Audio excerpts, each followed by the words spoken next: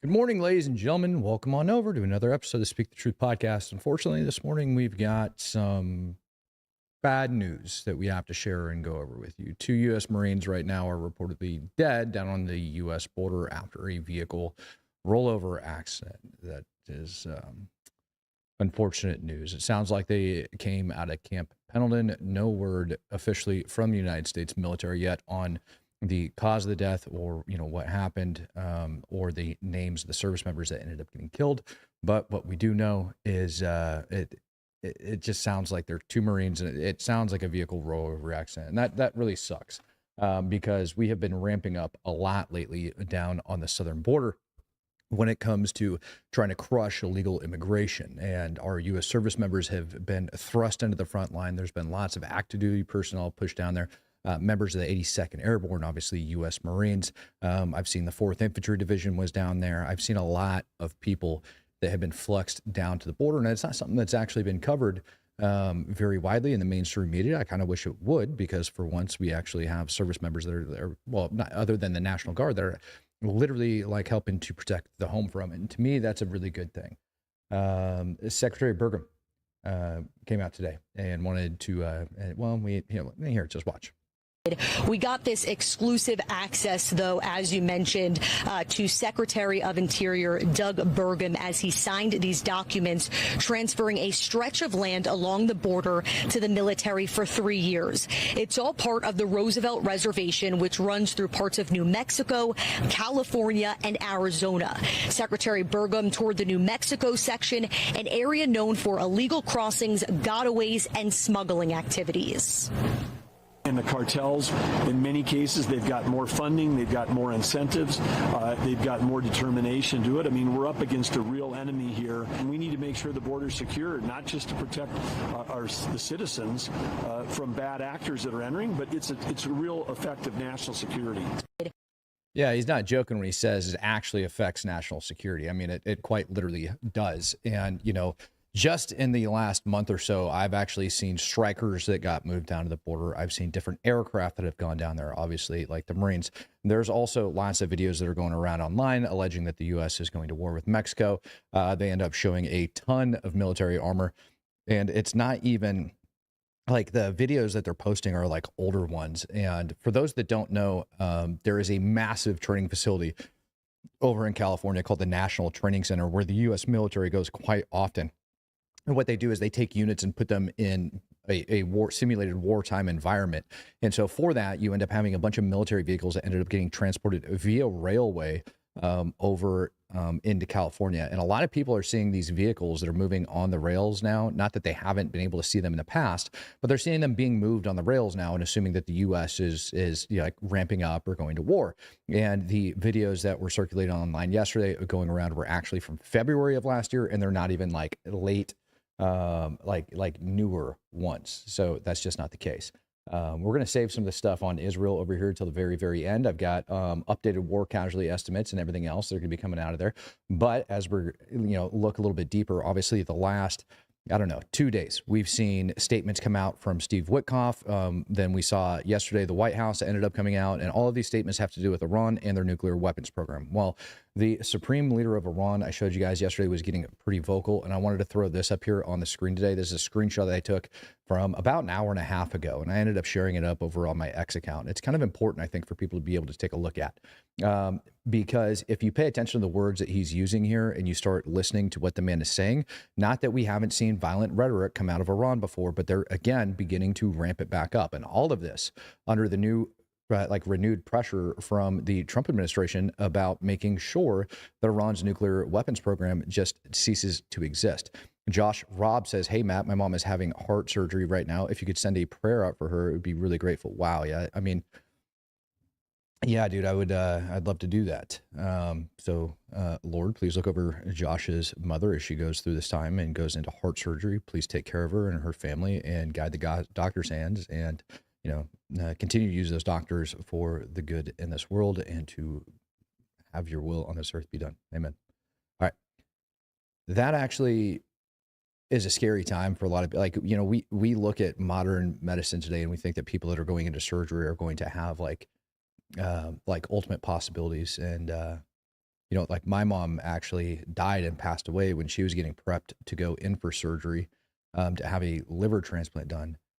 She suffered a brain aneurysm right as the anesthesiologist was getting ready to push the meds to put her under. So it's one of those things that, like we look at and we think, okay, well, you're in the hands of the doctors and everything's going to be good and everything's going to be okay. But honestly, at the end of the day, you never really know how those things are going to turn out, man. You really don't. It's one of them things, man. It's just one of them things. Okay. Let's get back up over here on the screen. Jernigan Inc. becoming a true supporter. Good to have you on board, friend. So this is the supreme leader of Iran. Like I said, between everything that was taking place from Steve Witkoff to the statements from the White House yesterday, all those other freaking things that ended up coming out, right, about whether or not Iran's going to be allowed to have a nuclear weapons program, doesn't really matter. At the end of the day, I continue to stand by that I do not see Iran going along with any of this. And so these are from the supreme leader of Iran, Khamenei. 21 hours ago, probably like 22 now. He says, I cannot recall ever seeing such a deliberate action specifically targeting innocent civilians, children, ill patients, journalists, hospitals, and ambulances.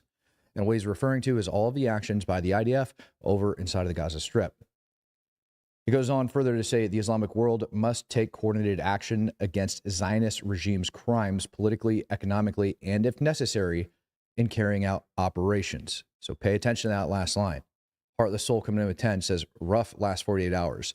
Lost a good coworker, 18 years old, signed up for the Air Force. Well, I don't know if it was your coworker had signed up for the Air Force and you lost him, or if you signed up for the Air Force and then your buddy died. Either way, it sucks. I'm sorry to hear that. Khamenei goes on further. He says Zionists should be awaiting the lashes of God's punishments. That one right there should really open up your eyes. One, he says, if necessary, in carrying out operations.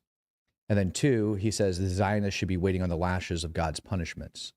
So now he is getting worse and worse. And then finally, he says the oppression of the Zionists will be answered with a severe divine response. I'll say that again. Supreme Leader of Iran just came out and said the oppression of the Zionists will be answered with a severe divine response. And there is no doubt about that.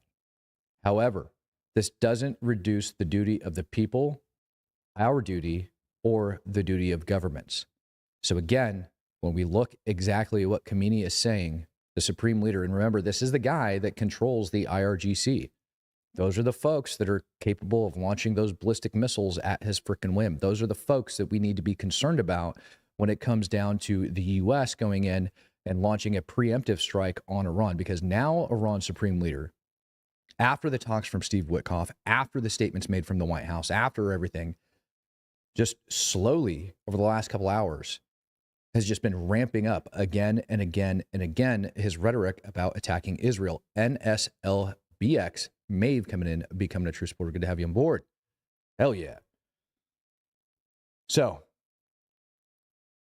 what exactly has Israel been up to inside of the Gaza Strip that would cause the supreme leader to be all sorts of pissed off? Well, let's just break this down.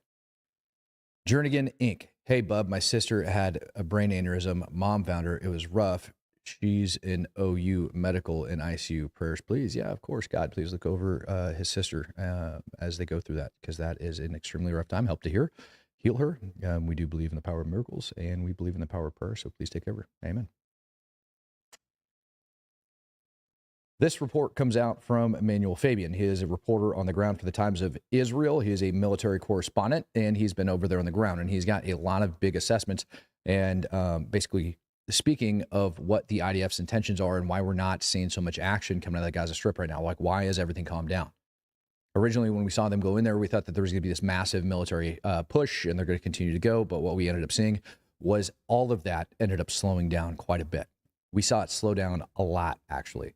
We saw Rafah get isolated. We saw little pushes on the outskirts of Khan Yunis, and then we saw some activity up in the north. But other than that, it's like the IDF is just staged. They're there and they're waiting. And the word is that there's some peace talks going back and forth right now between Israel and Hamas again, but they continue to get denied because Hamas wants Israel to pull completely out. It wasn't even worth me reporting on yesterday to go over what it was that Hamas wanted versus what it was that Israel wanted, because they're so far apart just like they've always been in the past. It just doesn't seem like they're going to go anywhere. So what is the IDF up to? Well, they have yet to set a deadline until when their major offensive is going to begin, but they want to continue to keep pressure on Hamas over inside of the Gaza Strip. So they have been doing targeted airstrikes and a couple targeted raids. IDF says its plans, including concerns to call up of the reservists, have not been adjusted due to a wave of letters published by reservists and veterans calling for the release of the hostages, even at the cost of ending the war. So there's a bunch of people within the reserves that have been filing letters complaining and asking to make a freaking negotiation in order to end the war. IDF says its current operation against Hamas is intended to continue pressure on the terror group while also preparing the ground for the potential major offensive. The current operation is being carried out slowly, but to ensure the safety of troops and to guarantee the hostages talks can continue. So they're kind of right now in a stalling position. If you read between the lines there, the IDF has kind of stalled out over inside of Gaza and is waiting for these talks to come through before they continue on with any more operations. Continues on, says so far since Israel resumed its operation inside of Gaza on March 18th, they estimate that they have killed an additional 350 members of different terror groups, including 40 senior Hamas political officials and mid-level military commanders. Over 1,200 targets have been struck during that time, according to the IDF. Now, that's interesting to think about, because if you have 350 enemy combatants that have been killed, but 1,200 targets that have been struck, what have they been going after? Well, odds are that they're also going after any rockets that Hamas has been setting up, things like we saw in the hospital where they're just warning them time and time again, you're not using this building, get the hell out of here. You don't get to use this, get the hell out. And then we end up having the bombs going in and striking them. IDF ends up making their announcement, it gets moved that way. IDF has identified that these strikes, along with the blockade on humanitarian aid entering into the Gaza Strip, have resulted in increased pressure by Palestinian civilians against Hamas, taking place in the form of protests in the streets of Gaza. That statement within itself goes back to what I have told you guys about IDF can't screw this up. They cannot back out of the Gaza Strip right now because of those uprisings of the civilians. Those are legitimate. They are real, despite what everybody thinks. And if the IDF backs out, and those people become subject to Hamas, they're going to have their damn heads cut off, or they're going to get shot, or their families are going to get destroyed. And so those people are the key for Israel actually winning this war, because Israel can go win a gunfight against Hamas. They're not concerned about that. But making sure that the Palestinian people, appropriate ones, are actually in charge and running that country in the future, Israel needs that for long-term peace and security. I told you guys before that my assessment is Israel cannot back out because they have way too much at stake on those civilians. So you can't back out. You can't. And so they're going to be stuck there for quite some time. It says also vastly expanded its buffer zone along the Gaza border, comprising of about 30% of the strip, which Defense Minister Katz has said that the IDF will hold permanently. So the IDF is now planning to permanently hold out an additional buffer zone of about 30% worth of the Gaza Strip. Blue Dragon coming in, giving out 10 Speak the Truth memberships. So if you hear people now saying that Israel is annexing land and things of that nature, technically, I can understand where they're coming from. 30% of the Gaza Strip that they plan on holding as a buffer zone. It's the same thing that they did over inside Syria.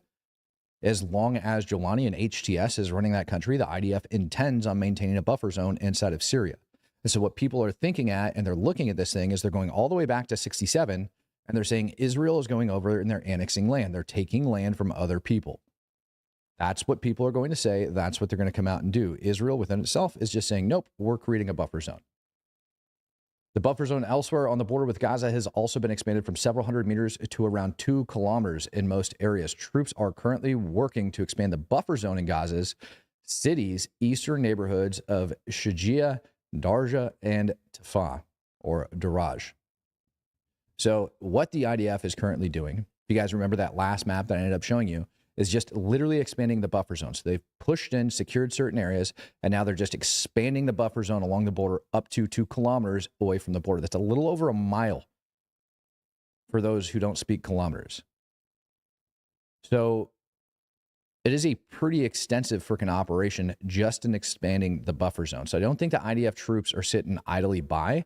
And that also makes sense why they're going to want to have all of those reserves called up. If you actually picture, you know, the entire Gaza Strip itself being surrounded and having a freaking mile, all right, of a buffer zone all the way around it, and the IDF plans on permanently occupying that for the time being, that's a lot of freaking troops, man, that they're going to have shoved down onto the border. So it's going to take a hell of a lot of time for them to get through it. So it's a big update for you. Meanwhile, I want you guys to check this out while we talk about all those statements from Khamenei and how pissed he is at the Gaza Strip. Yesterday, I shared this video, and then today, something brand new about it dawned on me. All right. This video ends up getting shared by the commander of the United States Air Force yesterday.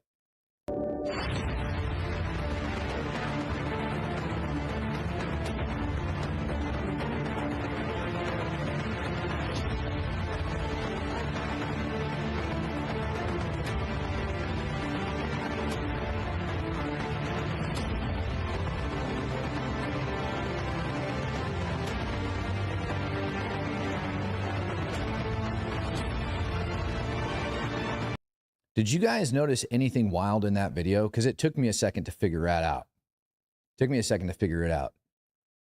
When he ended up sharing this video, when he ended up posting this video, he said, like, if negotiations fail, they won't. Like, they will be prepared. They'll be ready if negotiations don't fail. Like, if negotiations fail, they will be prepared. They will be ready. And then the first thing I noticed was this. You've got, obviously, the B-1 bomber that's up, flying over. Awesome. Then I noticed this. Then I noticed we have our B-2 up there flying around. Awesome. Makes sense for the Air Force to be showing it. Then I noticed this. Anybody in the comment section think it's weird? Anybody in the comment section at all think it's weird that this got shown? Now, I don't even know what chamber this is, but it reminds me of, yeah, Minuteman. There we go. Silos. Now, why would we possibly be sharing that? Why would the commander of the U.S. Air Force be putting that out there? And there's this one within itself, along with this additional launch, which is so freaking ridiculous. I'm not even sure what the hell is going on with it when they end up showing this thing go off. I mean, maybe that's from like a sub or a ship or something. But the more I look at it and I pause it and I slow it down, look at that right there. It's a ballistic missile launch, is it not? That's what it seems like. So we're now showing the same exact pushback that Iran's thrown. Yeah, nuclear flexing. Thank you. Nuclear flexing. All the way here at the end, this was the other thing. I was like, USOB. What do you think that freaking vault door leads to, man? What do you think that vault door leads to? And this is the stuff that, like, our Air Force commander is putting out, right? Like the guy that's on the ground. So while Khamenei is over there ramping up his talk about all of this other crap that's going to take place over with Israel and everything else, nuclear testing fortitude.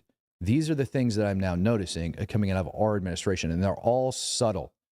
Steve V. Hey, boss, still interested if you can do a deep dive into Iran's plutonium heavy water reactor and their Pu-239 and P-241 stockpile. 235 warhead would be too heavy for the longest range missiles for now if they're to master Pu warhead. Okay. All right. I got you, Steve. I'm looking at you. Let me take that. Now I'm going to copy it. You got my attention with your $100 donation there, Stevie. I think that's fair. That's something good for my butt to work up. So I'm going to put it in there, all right? So I think that's a fair assessment to be able to look into. Now, the technology that what you're talking about with the uranium-235, that would be technology for things that we know they have or that we assess or assume that they have. That's like openly available information, right? Saying that the warhead might be too heavy. We also have the alleged movement by, what was it? The Supreme Leader's foreign minister, or whatever the hell it was, the Supreme Leader's advisor. They had gone over to Russia and had been asking for nuclear weapons components. I also wonder myself if they're even concerned with that anymore, or if they're too far behind, or if they haven't figured out some other way in order to deliver it. We also know that years ago it was assessed that North Korea, the DPRK, had given the ability, allegedly, I believe this was Israeli intelligence, if I remember right, the DPRK had allegedly passed off the ballistic missile components for Iran to be able to have some of their ICBMs carry those warheads over there. But again, none of that stuff's confirmed as far as I know. As far as open source goes, none of that crap, things that I could find. So we're not able to confirm whether or not Iran's got the ability to deliver. And he brings up a very good point. It's one thing to have enough plutonium. It's one thing to develop a freaking nuclear weapon within itself, just to be able to take it in a testing lab and have it explode. It's a whole other deal to be able to deliver it and to be able to take that warhead, weaponize it, and put it on something that can actually deliver it to the intended target. Is a very big deal. And so when you're talking about them having these capabilities, it's one thing, but the capability to deliver it is an entirely different problem that they had to face. And I'm sure they will. Now, I know what you guys are thinking. I just saw Matt's knee. I know what you guys are thinking. I just saw Matt's knee. Is he wearing pants? And the answer is no, I'm not, but I am wearing shorts. So calm down when I put my leg up. All right. I do have shorts on. I'm going to work out. Everybody chill out. I've got it. I am wearing clothes today, that I promise you. Underneath the shorts, I cannot confirm nor deny what I have on there. But like I said, CENTCOM continuing. So we had that coming out from the Air Force. Then we have CENTCOM that's continuing to put out these types of things as well.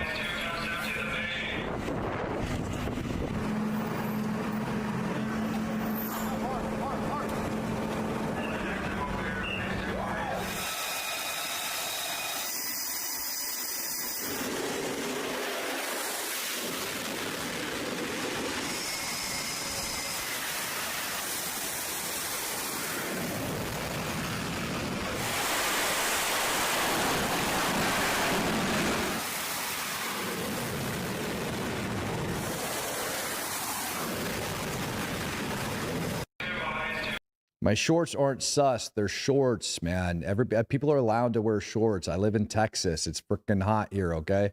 We're allowed to wear shorts. We are going on 32 days straight now of the U.S. bombing the living hell out of the Houthis over inside of Yemen. And right now, there's word on the street that there's possible ground invasion that may be coming through. We don't know yet, but it's starting to seem that way. And the ground invasion or the ground assault that could be taking place against the Houthis allegedly is going to be backed by the United States Navy, the U.S. Air Force, U.S. Marine Corps, and we're talking aviators. We're not talking about ground pounders. Here is another video that ended up going out showing the daily preparations of bombs and munitions that they are putting together to go over into Yemen for additional bombing. Holy mother of God. I do not have any updates on subs that are in the area. I do not have any updates on any additional assets that have been moved into the area, minus a massive weapon shipment that ended up going into Israel. Allegedly, that huge weapon shipment going into Israel was to refill strategic freaking supplies, strategic stockpiles. So we moved more weapons into Israel the other day. It wasn't for the Israelis. That was for the United States government. We also had the additional Patriot that ended up arriving over there. Other than that, not a hell of a lot's going on. The biggest weapons movement that I told you guys about, alleged or assumed weapons movement, was the one that I talked to you guys about yesterday of nuclear weapons that ended up flying up over into Europe. There's no reason for us to be moving new ones in there that I'm aware of, other than to replace some other stuff that we might have over there. And it is about time for that one to come out. Now, I wouldn't be shocked. A lot of people were laughing and they were joking about frickin' whether or not the U.S. was going to do anything about that. Everybody's like, there's no way the U.S. would open up a strike first option when it comes to Iran. Keep in mind, the commander of the United States Air Force just posted a video yesterday of freaking ballistic missiles and things like very nuclear capable bombers. All right. Saying that we're ready in case negotiations fail. And let everybody know that the Air Force won't fail. So while you can sit back and you can claim that that's not going to be a thing all you want, it's a thing. It's there. Now, White House today ended up coming up and announcing more tariffs against China. China now faces up to 245% tariff on imports to the United States as a result of its retaliatory actions. So now we're slapping China with even more freaking tariffs. Devin Seals showing off our nice, no chipping paint jobs and perfectly maintained infrastructure in those videos. Great job, Matt. That's actually true, man.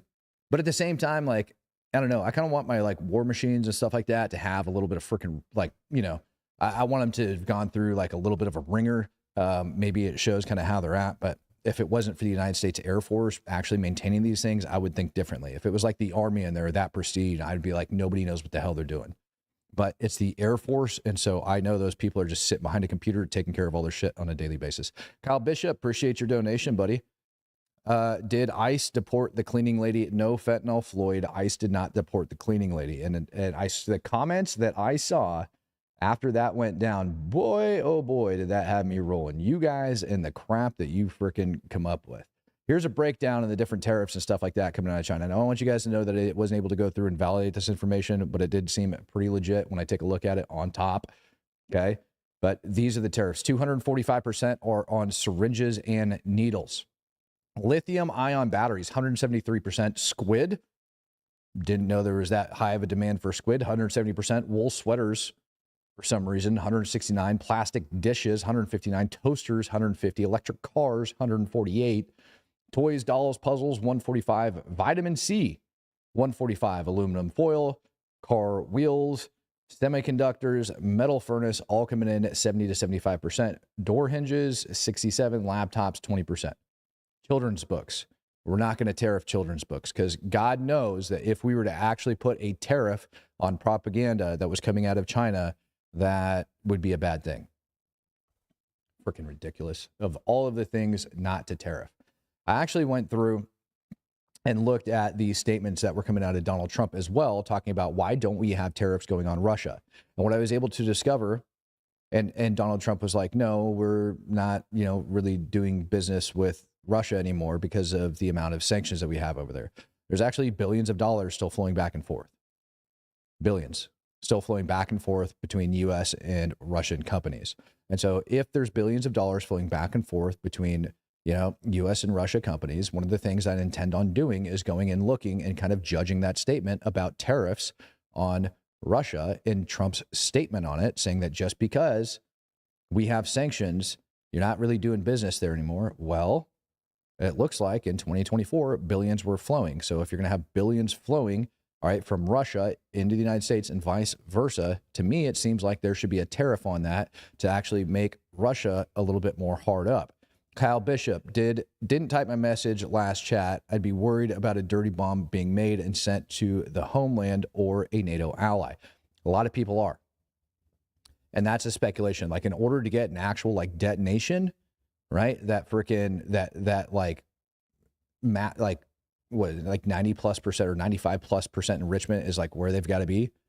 But for the 60+% where they're currently sitting at, best case scenario, yeah, dirty bombs, all of that other shit, that's all very feasible for them to be able to get up and come out. Not only is the current administration going after China, not only is the current administration going after, what the hell was it, Iran, right? And the Houthis and everything else, but they're also back over here and they're going to battle against DEI. It seems like the Trump administration is quite literally on a warpath today. Listen to this. Today, the Department of Justice is announcing a civil lawsuit against the Maine Department of Education. The state of Maine is discriminating against women by failing to protect women in women's sports. Pretty basic stuff. This is a violation of Title IX. The Department of Justice will not sit by when women are discriminated against in sports. This is about sports. This is also about these young women's personal safety. I've met many of these women throughout the past weeks and months, and what they have been through is horrific. Who is that? Is that Riley Gaines standing over there behind her with like cross eyes, like staring at her? I'm not sure. It looks like she's all cross-eyed and stuff. I'm pretty sure that's who that is. But yeah, going after women in women's sports. Excuse me, men in women's sports, because they ended up putting it out there and saying that they're violating constitutional rights of the other people. But it wasn't just Pam Bondi that ended up coming out with it as well. So did the Secretary of Education. We want to make sure that if you open women's sports or intimate facilities to males, you expose yourself to federal civil rights investigations. Governor Mills will definitely get her wish. That's freaking insane. So they are quite literally going after all of it. And while I made fun of Riley Gaines for being like appearing to be cross-eyed in this video, it's just shadows and things like that. But at the same time, if you guys have ever actually heard Riley Gaines speak on this subject and the different stuff that she was subjected to, highly suggest you go look it up and look into it because it's actually really, really intriguing. David Joseph, did you see a world where China doesn't care about tariffs and moves on Trump's U.S. or dumps U.S. debt on Europe, Japan, etc., will not do a deal because they see America as unreliable and predictable? Yeah. Yes, I do. And I think that's just one of the main things that like people need to be concerned about is the war against the U.S. dollar. The U.S. dollar as the world's reserve currency does us a lot of favors over here in the United States of America. And as long as we hold that position, we have a lot of weight. But if China and Russia and BRICS, to be honest, are able to take that U.S. dollar and actually fight against it with us being 40 trillion in debt, et cetera, et cetera, et cetera, it makes us very unstable. And so if they figure out a way to put a massive dent in the U.S. dollar and that causes inflation and shit like that to rise, that makes our debt almost unpayable, our freaking numbers end up lowering, right? Our freaking ratings end up lowering. And all of a sudden, our economy becomes very, very unstable. You know, when we move from like an A+ to an A or A-, whatever the hell those different ratings are that they end up giving us, it actually causes a lot of turmoil in the market, even though we just remain in that A zone. Can you imagine if we drop to a B, a B-, a C, a D? Holy shit. Think about the implications that that would end up having around the world. Yeah, David, I think that is a very real possibility, and it scares the living hell out of me to think about. And that's why I'm paying very close attention to what these other countries are doing. Now, I think that it is very possible that Trump is being way too freaking hard-headed right now when it comes to China. But there's a lot of it, because this is way outside my damn wheelhouse to be speaking on. But I think that he has gotten a little bit in over his head on it. And so I rely and I go back to the different experts that are in those markets, in those particular regions, and talk to very important businessmen. And what those businessmen are telling me is that when it comes to doing business with China, that what Trump is doing is actually correct. Now, that's business, not politics. And so I honestly couldn't tell you. I don't comment on those things, but I'll pass on to you what the important businessmen that I've talked to have said. And what they have said is that he's doing the right thing when it comes to China. That by him freaking ramping up the tariffs and not taking it lightly in the booty, that he is doing the correct thing. I hope that's correct. But I'll tell you what, he's not just going after he's not just going after like, different states and things like that for DEI. You guys remember AG, Letitia James, I think is how you pronounce her name. Check this out. Trump administration refers New York Attorney General James for possible prosecution over allegations of mortgage fraud. So now the shoe's on the other foot. Can't make this crap up. And when they get into it and you get past the meat and potatoes of what she actually did, I found it. Where'd it go? It had to do with her applying for a mortgage to get more favorable rates. And the place that she wanted to buy had like 5 units. And she said that it had 4 because it ended up giving her more favorable rates. And that's the crux of what they're going after her for. So it's not anything to do with anything in the past or any crap like that. And I'm a big believer that every single person has skeletons in their closet. Every single person has skeletons in their closet. And if you dig hard enough, you're going to find them. And right here, I think what we found is a good example of that. They ended up going back and finding one of her freaking mortgage loans and discovering that she ended up putting it down for 4 when it turns out that it's 5. Then she gets better rates and all that other crap. Going to help her got it. It's going to save her a buttload of money. So that's what the federal government's going after her for in a nutshell. So, yep, they're going after her. Who else are we going after? Well, good idea. Well, we're also going after a bunch of the just random freaking nut jobs here in the United States. Now, I think someone might be visiting one of those prisons. It looks like you got one of these guys a Tesla terrorist, and he's got some lipstick. What's that?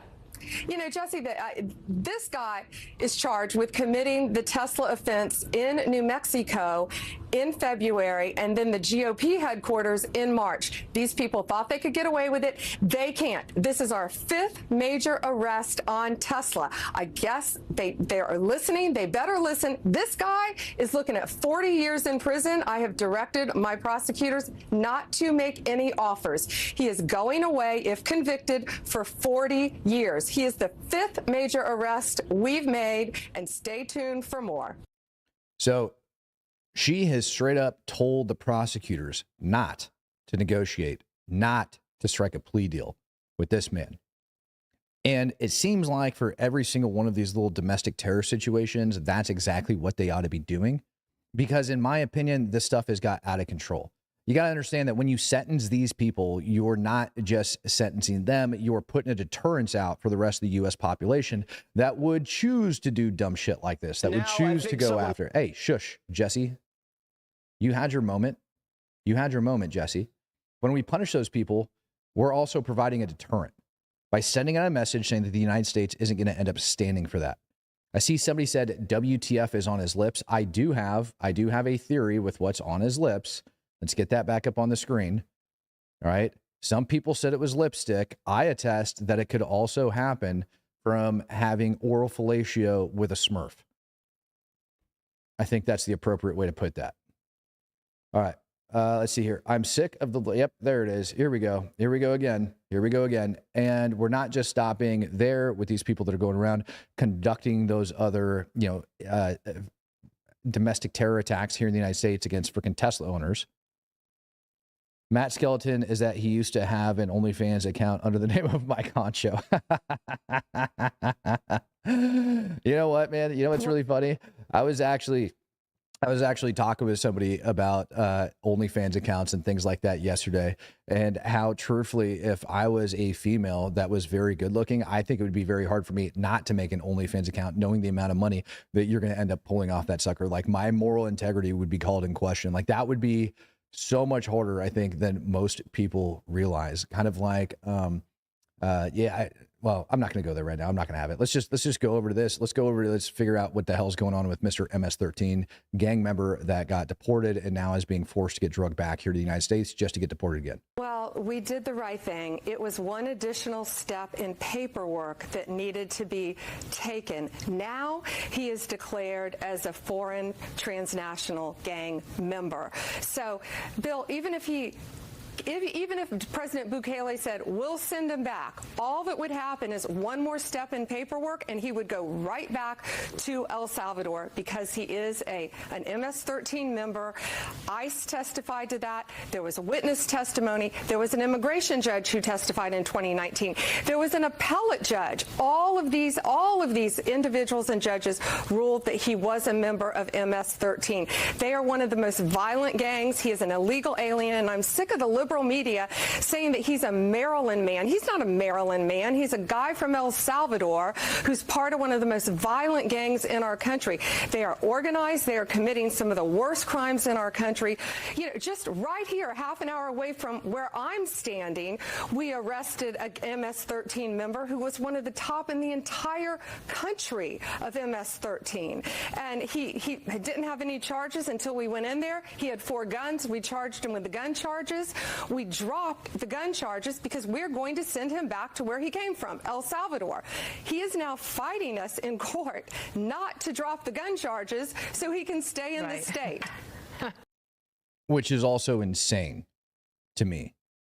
Fighting the gun charges, fighting them dropping the gun charges, which is their prerogative, so that he can stay in the United States even longer. And if we go back and we were to look at those guns, I remember showing you guys those guns like earlier going through them. It wasn't like there were very simple like weapons charges that were against this man. He had some pretty serious hardware on him. And so I saw another comment that said people were looking up to determine whether or not there was any records of him being an MS-13 gang member. I'll tell you what she had just alleged was that there were several federal judges that said that. So somewhere within the court documents, I'm gonna go ahead and write this down.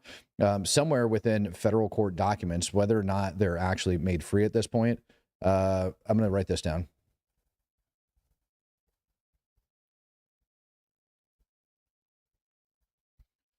We'll end up seeing if we can find those documents to determine whether or not any federal judge on record that I can find says that he's an MS-13 member. You know, the other question that I have is she's bringing all those things up. Why was he in court in the first place? And why would judges be alleging that he was an MS-13 gang member? Right? Most people don't ever spend a day in court. And if they do, most of the time it's a civil court and things of that nature. And even if they do spend a day in court, it's going to be a county court or it's going to be a state court.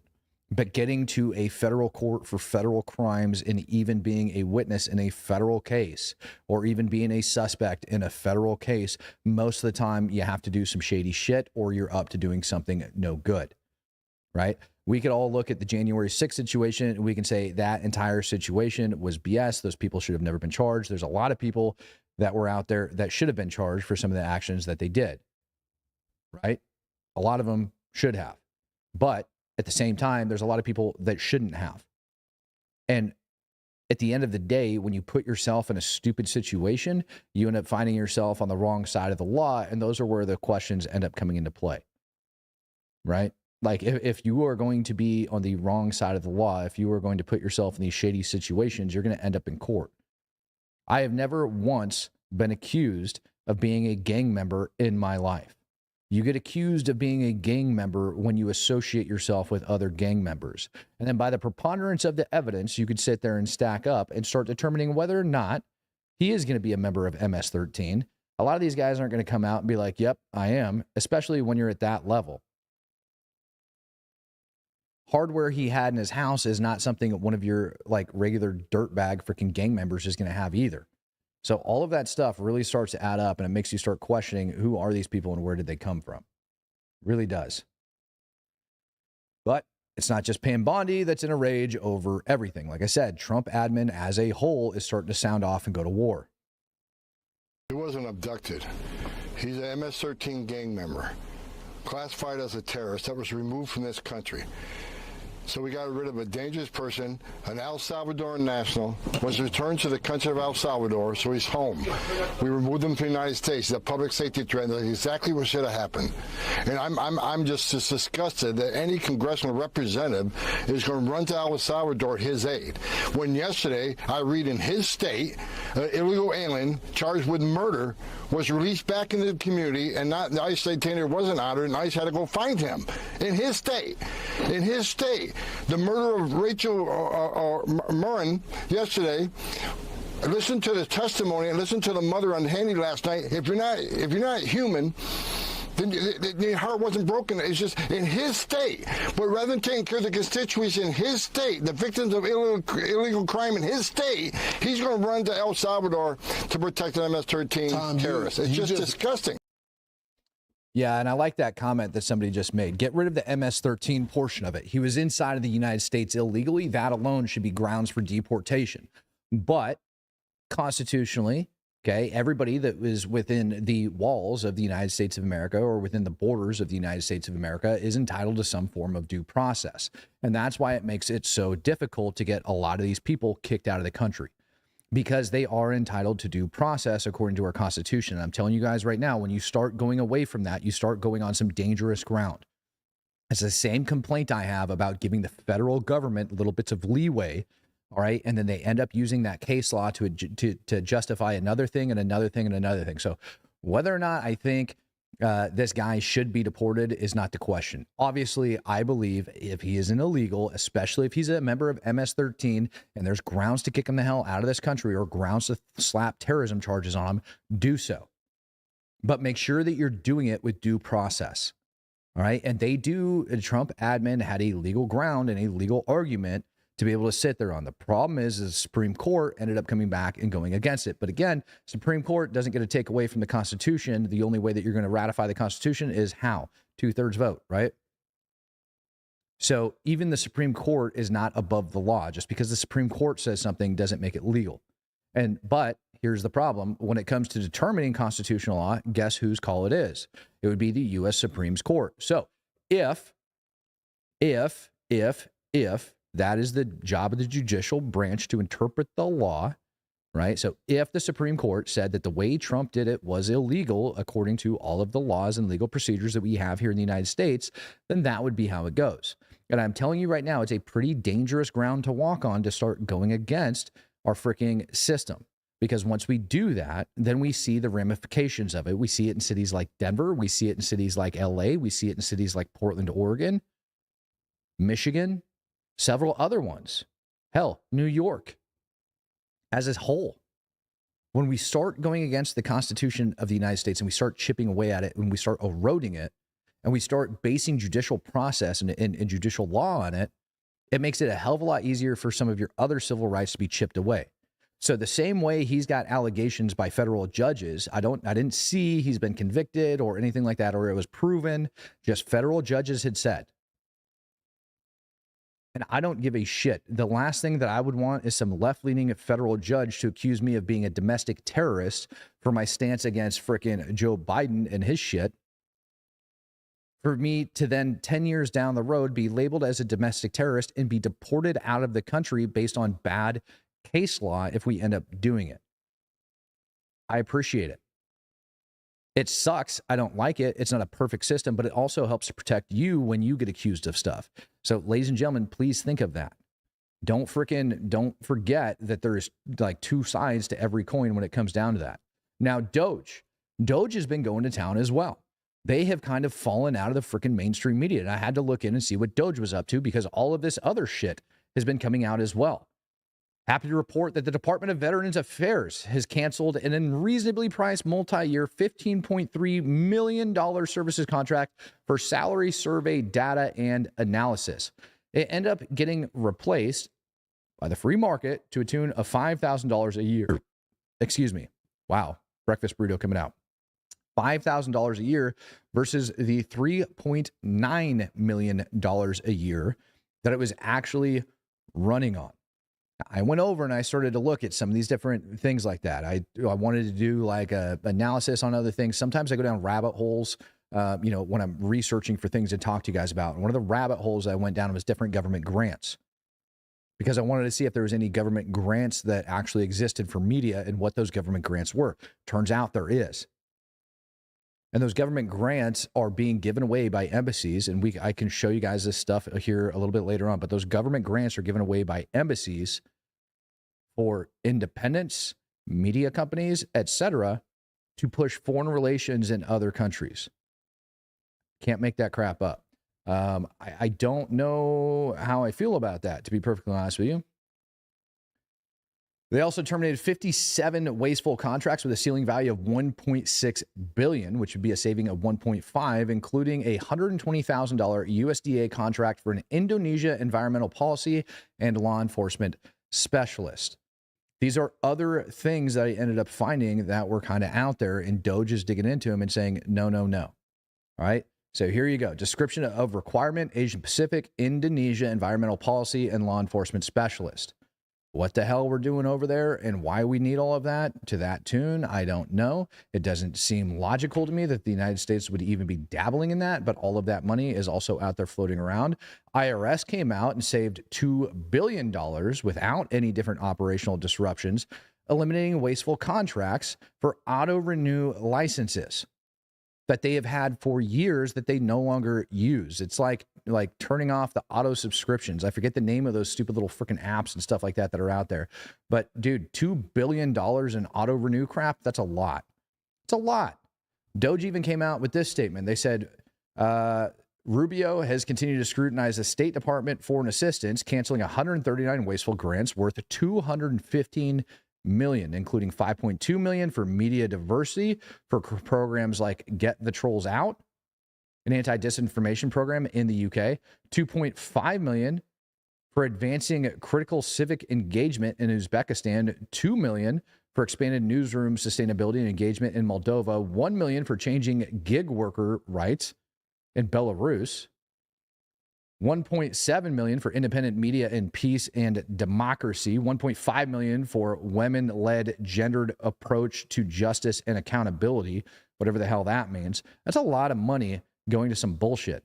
$1.7 million for Be Media Wise in Bulgaria, $900,000 for a place for women to join and organize in Mauritania.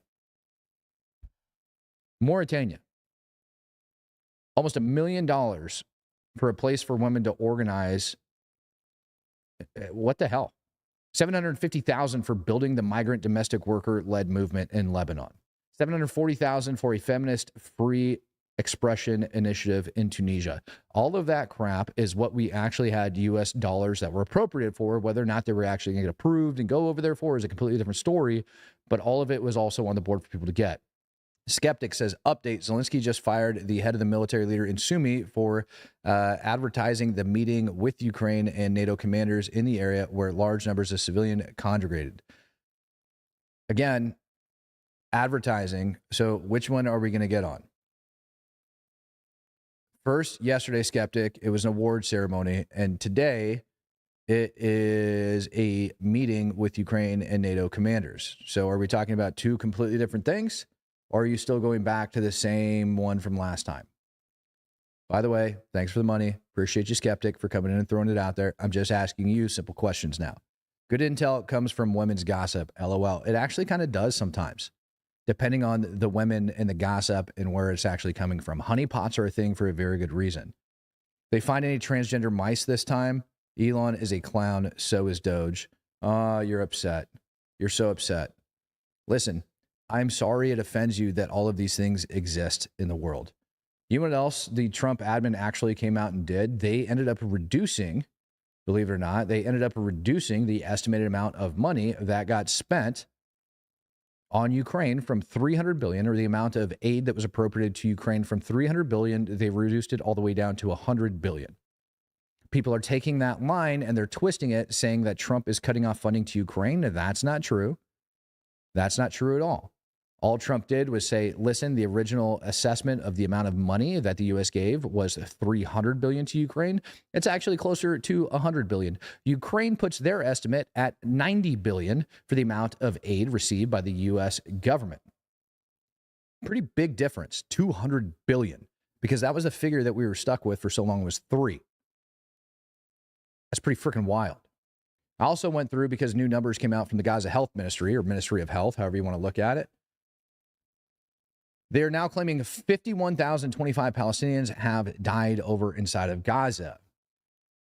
I ended up breaking down the numbers and putting it all down in writing, so it's very, very clear for you to be able to go over and find. Again, if you want to find this, it's over on my profile on X, right down here below my name. Pretty much my name is right over my PP, and then right down there is my X handle. Go over there, find it, and look it up. Keep speaking the truth through all of these lies, Matt. We need it. Yeah, I agree.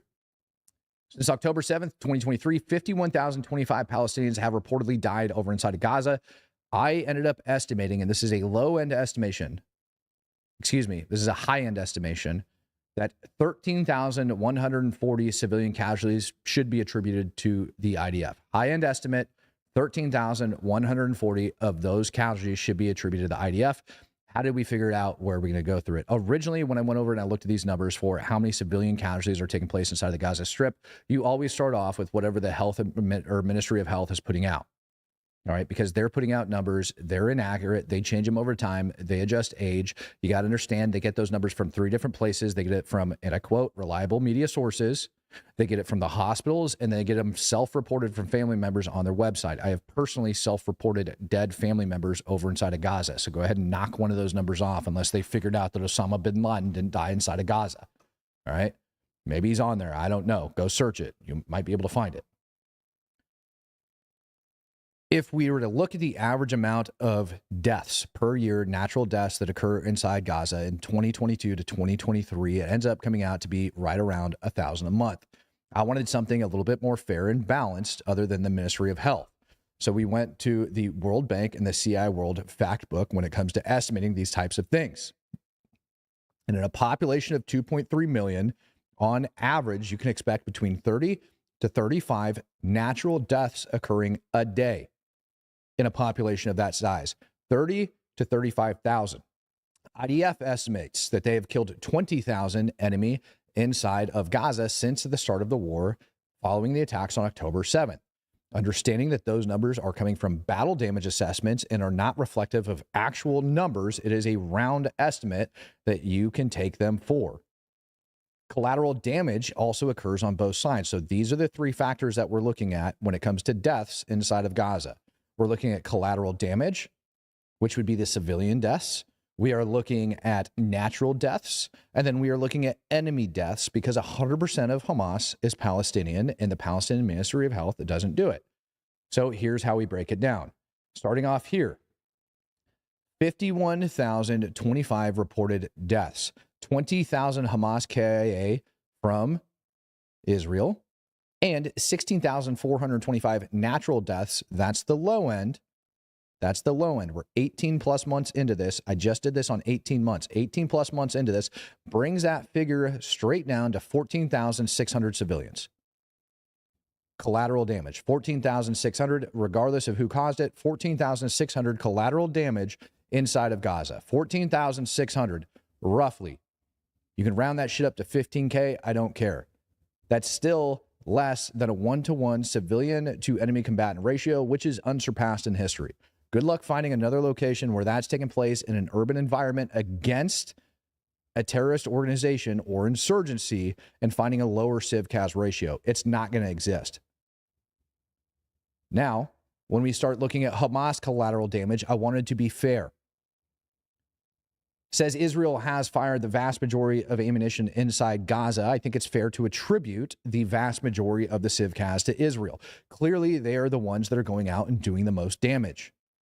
I don't think Hamas is out there leveling every single building, although I do believe there's buildings in Gaza that have been leveled by Hamas, whether or not they want to admit to it. An example is a house-borne IED. Another example is their freaking mortar systems that they fire damn near indiscriminately into Gaza. Another example is their rockets that end up falling down. Some of those rockets are pretty big. You got to also take into account that precision weapons are used by the IDF. So they know exactly where they're going to end up striking. And in addition to that, you have to take into account that Hamas lacks the precision weapons capability minus small arms fire. Because of that, I went ahead and attributed 90% of the civ-cas to the IDF and 10% to Hamas, which is more than fair. Way more than fair. That would mean that 1,460, all right, civ-cas were caused by Hamas fire. That leaves a grand total of 13,140 estimated civilian deaths that could have occurred by the IDF. 13,140 out of the 50,000. And this, ladies and gentlemen, is how the gaslighting begins. This is why people think... He's an MS-13 gang member. Hey. Classified as a terrorist that was removed from this country. Why do these people just randomly start talking? How did that happen? I didn't touch a button. I didn't do anything. And the news clip just started playing. Ladies and gentlemen, those are the figures. Those are the numbers, and numbers don't lie. It's quite simple. You don't get to take away natural deaths and pretend like nobody stopped dying inside of Gaza. You also don't get to pretend like Hamas isn't Palestinian and that they haven't been reported up to the Gaza Health Ministry. We all know that they have. There's certain international estimates that have came in over time and looked, and they put the numbers that the Ministry of Health puts out between 20 and 50%, depending on the conflict and the person who's reporting it, as the number of Hamas deaths that have occurred inside Gaza during that time frame in those same exact numbers. It's never been a zero, ever. It has never, ever, ever been a zero. Why? Because it's a terror organization. So you don't get to pretend like those numbers don't exist and they're not within there. It's a fact. Every single organization that has ever gone back and reviewed those numbers has determined between 20 to 50% of the casualties. And even if we were to take that sucker and drop it down to 20%, you'd still have an unbeatable civ-cas ratio currently inside of the Gaza Strip, unsurpassed in any warfare. It's just how it is, ladies and gentlemen. I'm going to do myself a favor. I'm going to take myself a break, go get me an early workout in today, and then get videos and everything else prepped for tomorrow. Yesterday was tax day. That sucks. That was a long day for me. I hated it. So I'm going to see you guys here in a little bit. Peace, love, happiness. God bless. I hope you guys enjoyed this.